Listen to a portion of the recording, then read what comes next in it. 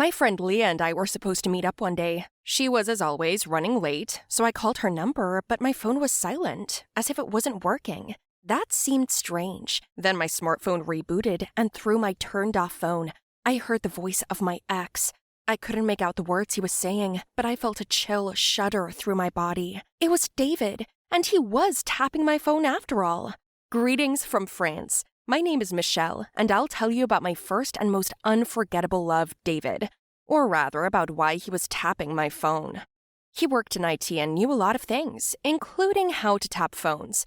I just didn't think he'd be so obsessed with finding out the reason for our breakup. As you may have guessed, I was the one who broke up with him, but honestly, I've never loved anyone more than I did him. I just had to take that step. After hearing his voice, I just threw my phone into the river. At that moment, Leah finally arrived and caught me crying my eyes out. Later, we went to school, and entering my classroom, I noticed David sitting there. Can you imagine? He was sitting right next to my desk. Trying to keep a completely indifferent face, I just sat down and buried my nose in a book, trying not to shake. My heart stopped. He then introduced himself like a stranger, saying he was new to the school, but I didn't pay him any attention.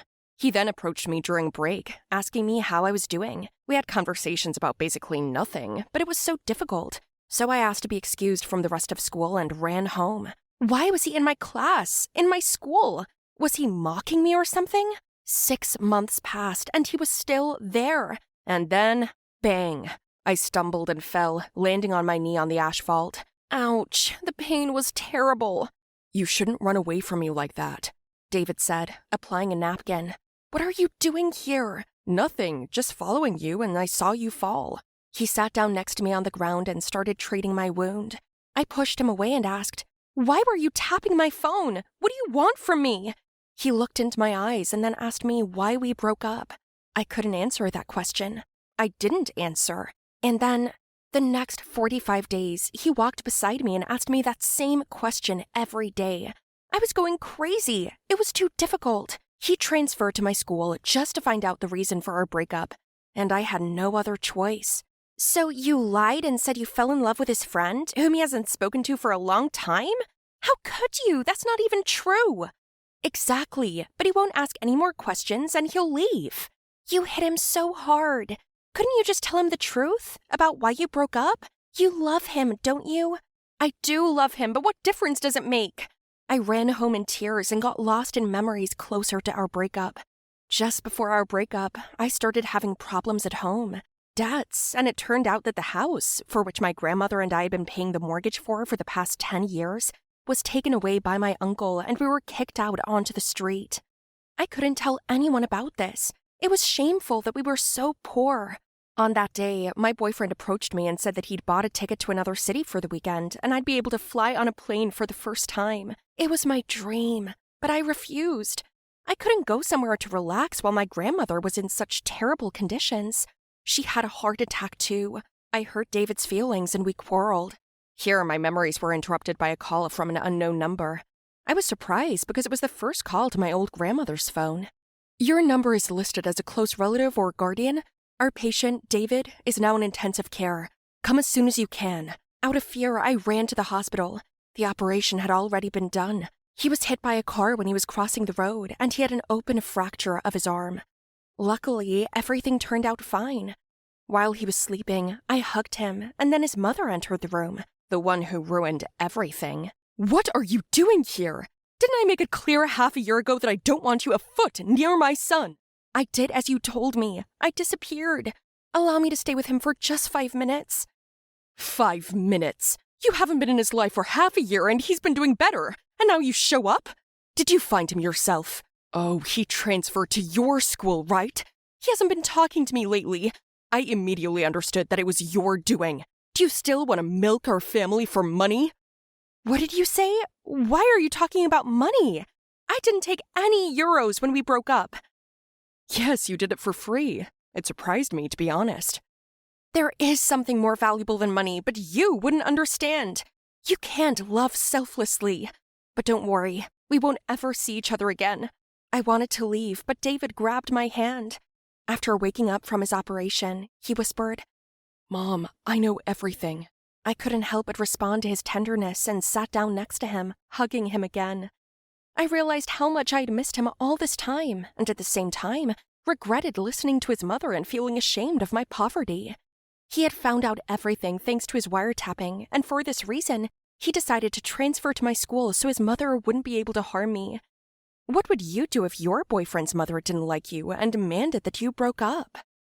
Hello, everyone. My name is Lee Sora, and I want to tell you about the persecution of my parents and their protection.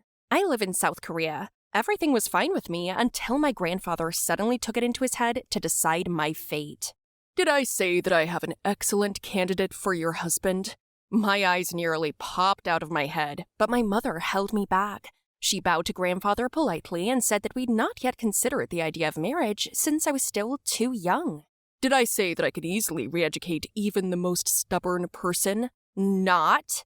My grandfather stood up from his chair and shouted, Lee Sora, you will be engaged to this man. Otherwise, I will deprive your father of all his fortune, work, and make sure that he receives pennies for the rest of his life. Do you wish him such a fate?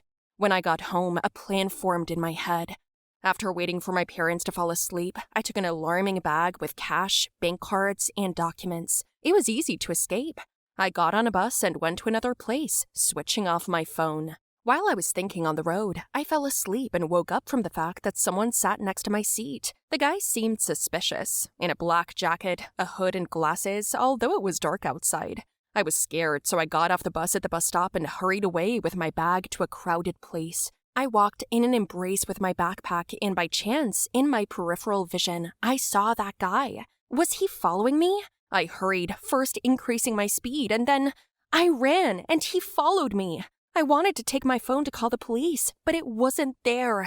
Damn. Are you looking for this? What?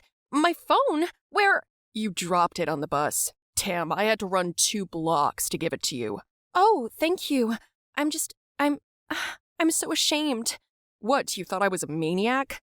Well, yeah, kind of. Listen, I'm too handsome to be a thief, or a maniac for that matter. How do I know if you're handsome or not? You're wearing glasses and a hood, and it's dark outside in case you didn't notice. Oh, yeah, I'm sorry. My eyes just hurt. Still not used to the Korean lighting at night.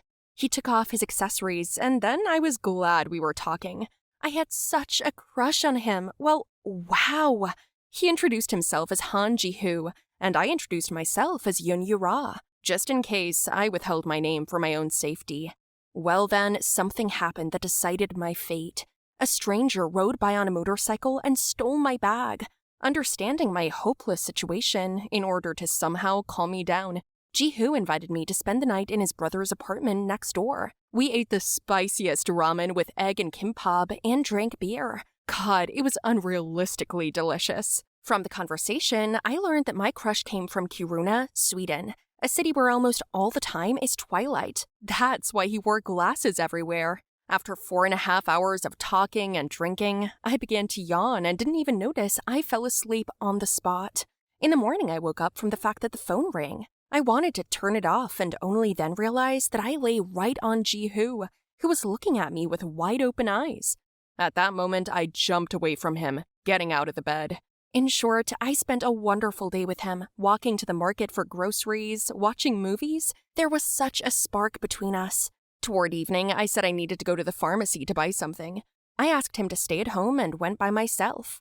But upon returning, I saw some people in black suits knocking on our door. I hid in the foyer and eavesdropped.